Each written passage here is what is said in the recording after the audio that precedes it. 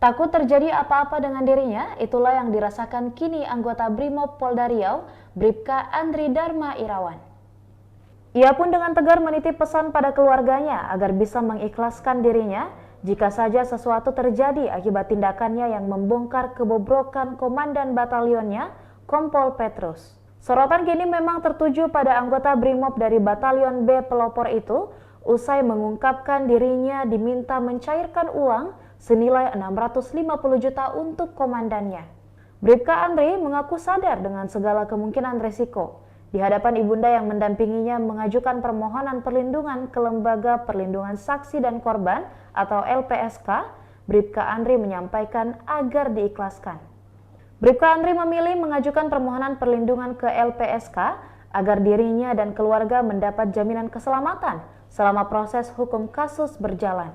Meski hingga saat ini belum mendapat ancaman ataupun bentuk intimidasi, pengakuannya yang viral di media sosial, dia mengaku khawatir sehingga melakukan langkah antisipasi. Bahkan usai dimutasi dari Batalion B pelopor ke Batalion A pelopor Pekanbaru, Bribka Andri belum berdinas di tempat barunya lantaran pihak keluarga khawatir terjadi hal yang buruk.